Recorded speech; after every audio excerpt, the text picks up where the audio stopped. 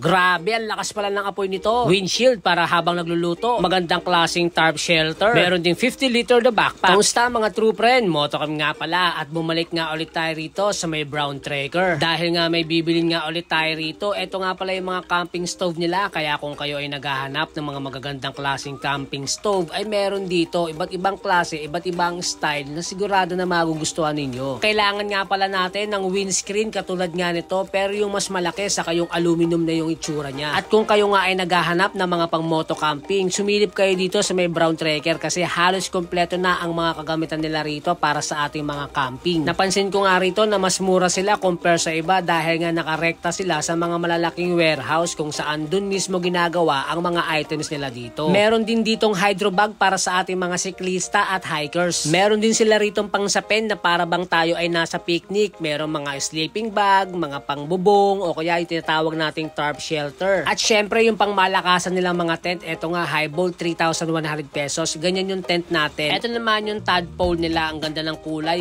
yellow green. At ang pinaka lightweight nila, eto naman tinatawag nilang Sherpa. Eto nga ang presyo 3,400 pesos. Ayan yung tent na naka-display dito. Basta i-search mo lang sa Facebook, brown tracker. Eto na nga yung bibili natin, windscreen na aluminum. Ang price pa rin nito is 170 pesos only. Lightweight lang siya at ang dali lang niyang gamitin. Tutupiin mo lang siya hanggang siya ay lumiit, pagkatapos ay ilalagay mo na siya sa kanyang lalagyan and then ilagay mo na sa iyong backpack. Kumuha na rin pala tayo ng torch guys. Eto, napakadali lang gamitin. Ilalagay mo lang sa butane and then pipihitin mo lang and then isang click at lalakas na ang apoy nito. At ang presyo naman nito is 160 pesos only. Diba? Ang mura lang. And then nagpalatag na rin ako ng tarp shelter. Eto, tinesting natin yung isa at meron nga itong sukat na 8 feet. So ito yung pinakamaliit nila pero para sa akin medyo malaki na nga siya. Pero malalaman natin yan kapag na-testing na natin yan sa ating actual na camping. Meron na rin pala siya rito mga kabitan kaya hindi na tayo mahihirapan na butas-butasin pa to. No? Automatic, may sabitan na kaya ang dali lang niyang gamitin. After naman natin gamitin to, ay napakadali lang niyang tupiin para ka lang nagtutupi ng kumot. Pagkatapos ay ilalagay mo na sa kanyang lalagyan. Magaan lang siya at compact size lang kaya madali lang siyang bitbitin o kaya madali lang ilagay sa ating mga backpack. Marami pala siyang kulay at ang napili ko nga ay kulay blue. Ang halaga nito ay 499 pesos only. At naisip ko nga na hindi na ako gagamit ng aluminum top box dahil nga nabali yung aking bracket. Kaya naman backpack na lang ang pipiliin ko. Dito nga ang daming kulay pero ang napusuan ko ay all black para mas malakas ang dating. At eto nga meron na ako napusuan. Ang tawag nga nila rito ay hardcore. 40 plus 5 liter pala to. So medyo malaki na rin siya, no? Pero parang bitin pa ako dyan. Buti na lang meron pa dito guys. Ito naman ay 50 plus 5 liter. Syempre tatak pa rin ito brown tracker at ang ganda nga ng itsura niya. Ganito nga ang itsura niya kapag marami siyang laman ang taba niya, diba? Talagang marami tayong mailalagay dito. Kaya naman sinukat ko na kung saktong-sakto lang kapag sinuot natin. Sa height nga natin na 5'4" ay talaga naman bumagay din sa ating itsura. Tignan mo naman, napakalakas ng dating niya. At feeling ko nga talaga ay campers na